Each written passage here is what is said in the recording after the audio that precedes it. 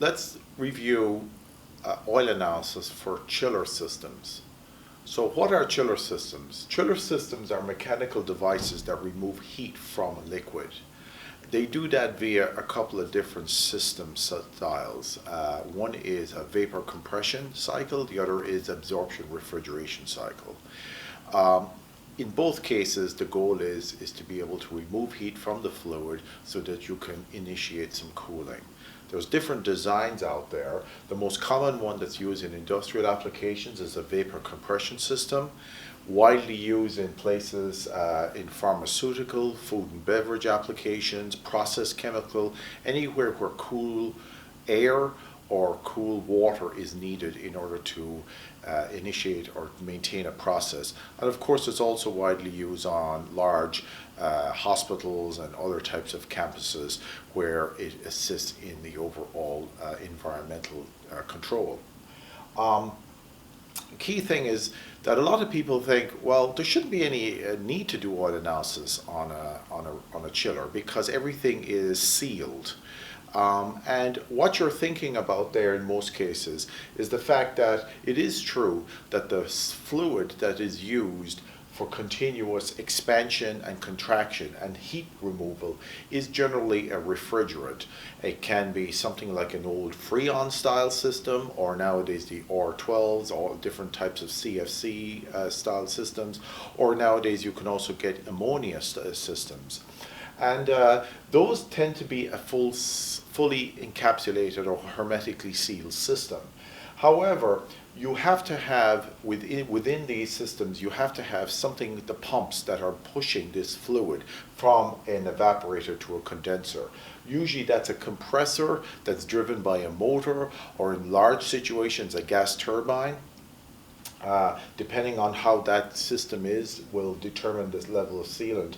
But what's important is that we need to be able to look at the condition of the lubricant that's actually lubricating the driver unit, the compressor, as well as the scrolls on the condenser and evaporator systems.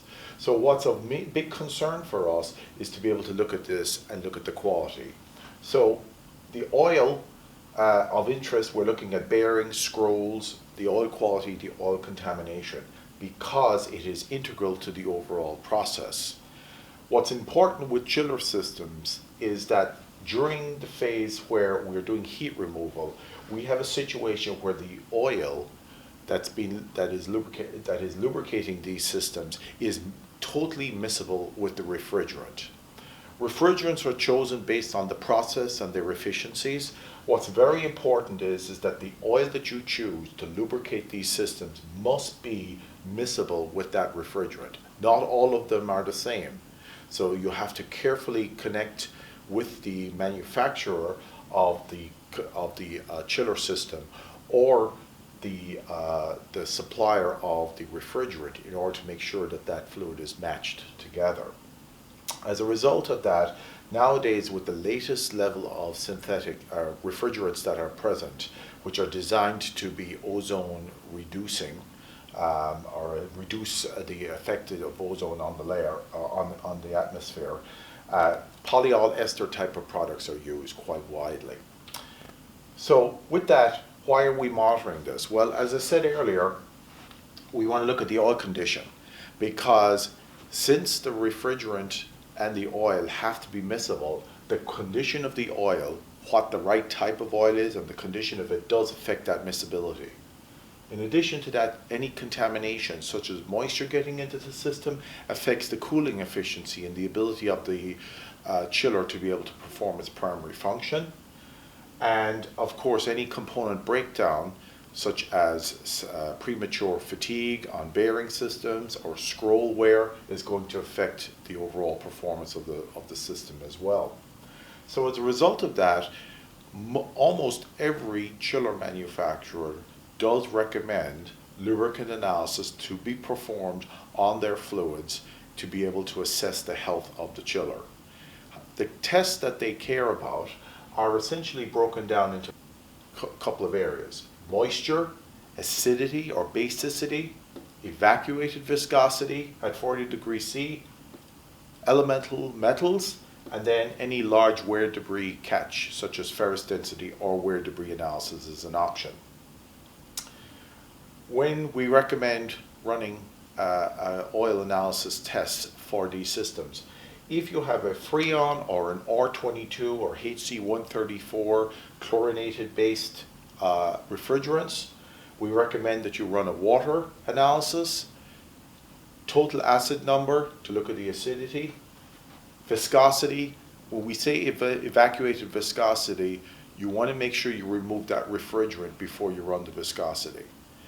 If you use a mini-vis system with the Hellishaw cell, you do not have to remove that. You can just introduce the sample directly and it outgasses as it's running the sample. Elemental spectroscopy for the wear metals, ferrous density for any sign of large debris or large wear, and wear debris analysis as an option. For ammonia-based systems, everything's the exact same, except instead of acidity, we're worried about basicity. High amounts of water present in a chiller can affect the evaporative capabilities. It can clog the check valve. It can cause some freeze issues, so you want to worry about that. Acidity can affect the miscibility. The viscosity, if the viscosity is not within norms, it might indicate that the separator is not working properly, and that need to be checked. Elemental spectroscopy obviously tells you about wear metals as well as any additives that may be present, and ferrous density for any large wear. So what are your options for on-site analysis for chillers? What type of solution should you consider? Well, since we're concerned predominantly with the condition of the fluid and contamination, a basic mini-lab system, which includes the fluid scan plus the viscosity, viscometer is critical for a basic start, so that could be a mini-lab 23. You can, if you need to worry about ferrous density, you can also have a 33. And of course, as you expand to a mini-lab 153, you get the elemental spectroscopy there that's suitable for large sites where you have high amounts of chiller applications.